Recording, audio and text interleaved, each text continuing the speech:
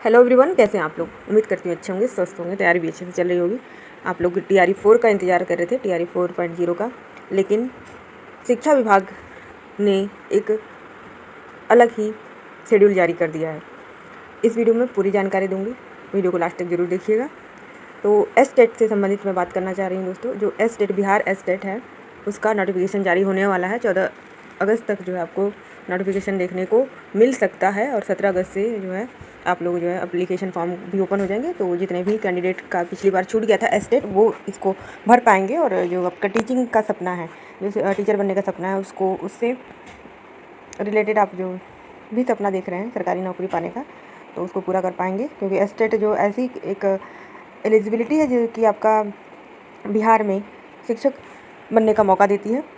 Okay, बहुत सारे बच्चे एस-टेट से जो है वंचित रह जाते हैं, तो उनके लिए तो अच्छी खबर है ही, लेकिन जो TRE 4.0 का इंतजार कर रहे थे उनके लिए एक बुरी खबर कह सकते हैं। क्योंकि TRE 4 की नोटिफिकेशन पहले तो जो शिक्षा मंत्री थे उन्होंने कहा था कि ये नोटिफिकेशन हम लोग जो है जारी कर देंगे TRE 4, बट इन्होंने क्या किया, 4.0, ठीक है ना, TRE 4.0 जारी कर देंगे, लेकिन इन्होंने क्या किया कि बीच में एस-टेट ही ला दिया। इन्होंने बीच में जो एस-टेट ला दिया है, तो एस-टेट पहले होगा। माना जा रहा है कि आपके अगस्त में फॉर्म इसके फिलअप होने शुरू हो जाएंगे 17 अगस्त से, और विदिन 1 मंथ में ही इसका पेपर हो जाएगा। 1 मंथ में पेपर हो जाएगा और इसके बाद अक्टूबर में इसका रिजल्ट भी जारी हो जाएगा। तो कौन कौन बच्चे इस फॉर्म को फिल कर पाएंगे, अपियरिंग वालों को क्या मौका मिलेगा, विषय सब्जेक्ट कॉम्बिनेशन क्या होने वाला है। बहुत सारे बच्चों का जो सब्जेक्ट कॉम्बिनेशन से कन्फ्यूजन रहती है, तो इस वीडियो में इसका सॉल्यूशन मिलेगा। आवेदन प्रक्रिया, योग्यता क्या होनी चाहिए, आयु सीमा क्या होनी चाहिए, और ये सारी चीज़ें आपको पता होगी, तो आप लोग जो है इस फॉर्म को अच्छे से फिल कर पाएंगे और बिना किसी टेंशन के। तो चलिए देख लेते हैं।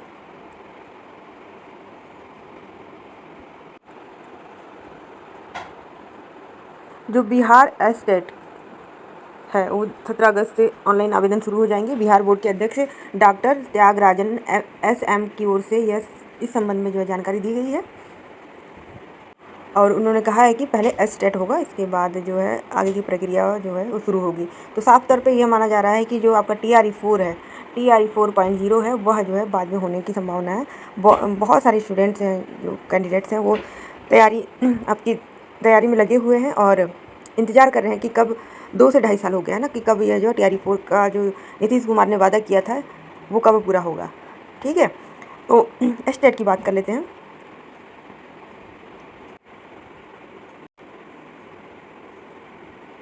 एस-टेट जो है 9वीं 10वीं पेपर 1 होगा और 11वीं 12वीं के लिए जो है पेपर 2 होगा। तो दोनों में पार्टिसिपेट कर सकते हैं। अगर आप लोग जो है बीएड किए हुए हैं, बीएड और आपका सब्जेक्ट कॉम्बिनेशन है, तो आप 9वीं 10वीं के लिए एलिजिबल है। देखिए, सोशल साइंस वाले बच्चों को बहुत ज़्यादा दिक्कत होती है। जो SST के बच्चे हैं ना, सोशल साइंस वाले, उनका जो है सब्जेक्ट कॉम्बिनेशन हमेशा बिगड़ा रहता है। क्योंकि सोशोलॉजी एक ऐसा सब्जेक्ट है जो कि ग्रेजुएशन में बच्चे तो ले लेते हैं, उनको जानकारी ये नहीं रहती कि बाद में जो है दिक्कत होने वाली है सब्जेक्ट कॉम्बिनेशन में। तो सोशोलॉजी की वजह से बहुत सारे जो है दिक्कतें आ जाती है। हालांकि अगर इकोनॉमिक,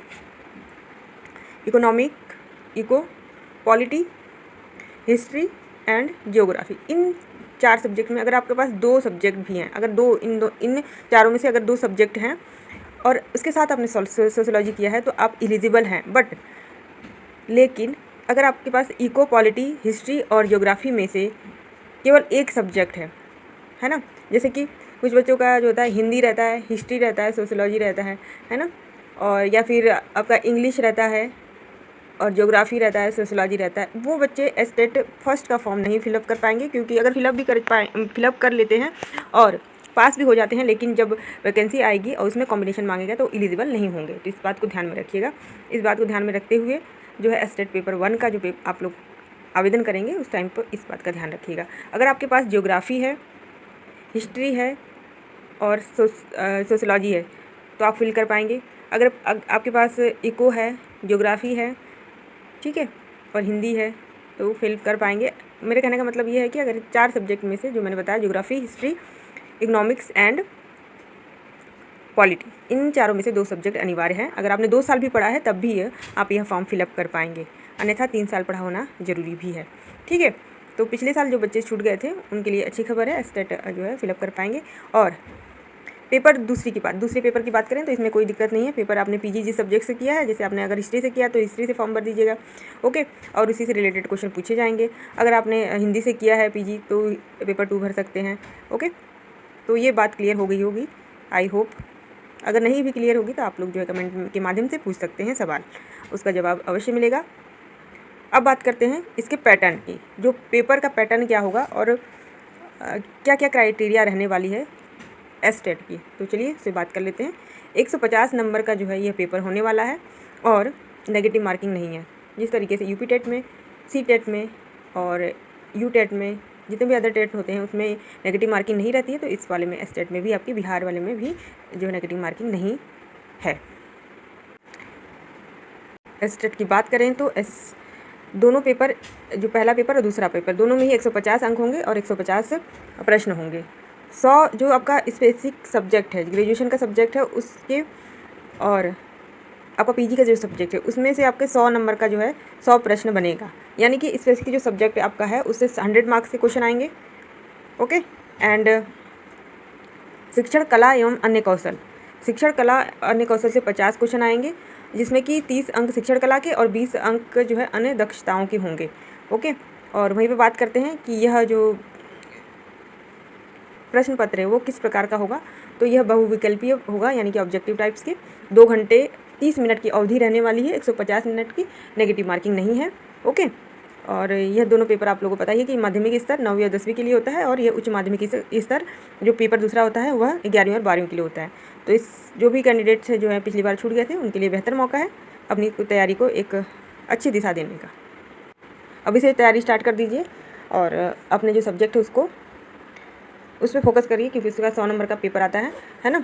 अगर आपने 75 लेके आ गए, 75 नंबर, तो आप लोग पास हैं। अब हम लोग यहीं पे बात कर लेंगे पासिंग मार्क्स की। जो पासिंग मार्क्स है वह क्या होगा। सामान्य वर्ग के लिए 75 अंक लाना जरूरी है। 75 अंक 50% आप पास हो जाएंगे। पिछड़ा वर्ग जो है वो उसको आप 68 नंबर लाना होगा, 68.25 नंबर लाना होगा, 45%। अति पिछड़ा वर्ग जो है उसके लिए 63 नंबर, और SC ST दिव्यांग के लिए 60 नंबर, और वहीं पे महिला उम्मीदवारों के लिए भी 60 अंक जो है लाना अनिवार्य होगा, तभी आप पास हो पाएंगे एस्टेट, ठीक है। तो यह थी पूरी जानकारी। आई होप आप लोग को समझ में आया होगा। अगर जहाँ भी नहीं समझ में आया वहाँ आप लोग जरूर कमेंट के माध्यम से पूछिएगा। वीडियो को लाइक और शेयर कर दीजिएगा ताकि उन बच्चों को भी पहुँचे जो इसके बारे में जानकारी नहीं रखते हैं, और उनको भी बेनिफिट हो जाए, ओके। चलिए वीडियो को यहीं पे एंड करते हैं, मिलते हैं नेक्स्ट टाइम। तब तक के लिए good bye and take care, धन्यवाद।